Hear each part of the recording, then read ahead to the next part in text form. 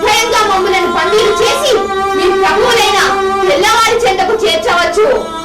కానీ ఎట్టప్ప పాంచాల గురించి సింహాన్ని బంధించడం నీ వలన నీ ప్రభు వలన కాదు.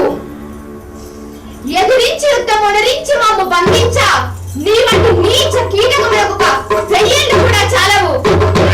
కానీ నీ పని పూర్తి చేసుకో, నీ చిరకాల వాంఛన మీడేర్చుకో.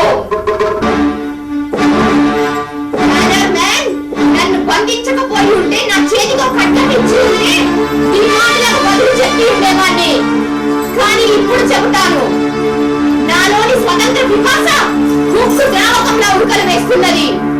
మీ అధికారానికి తలవంకడానికి పాంచాల గురించి పసిపాపలకు సైతం ఇష్టం లేదు.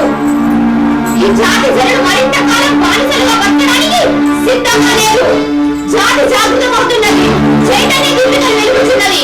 చైతన్య రథం కొంచెం మారుతంగా వేగం పుంజుకుంటున్నది. ప్రజలే చేతనాలెత్తి మిమ్మల్ని మీ కుతంత్రాలని కుట్రలను అంతం చేశారు. మా సీమల నుండి మిమ్మల్ని తరిమి పడతారు.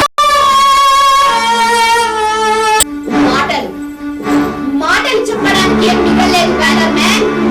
కానీ ఒక్కటి మాత్రం నేను స్పష్టం చేయదలిచాను.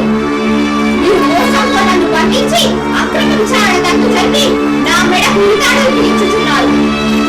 నన్నైతే చంపగలరు, కానీ నాలోని స్వతంత్ర వికాసన ఎలా చంపగలరు? నేను మరణిస్తున్నందుకు నాకు విచారం లేదు. నా విచారం అంతా ఒక్కటే, నా వీరులతో పాటు కథల రంగంలో వీర స్వర్గం అలంకరించే సదావకాశాన్ని చేజార్చుకుని ఇలా మరణిస్తున్నాననే బాధ మాత్రమే. నా కడసారి మాట, నాలాంటి వారిని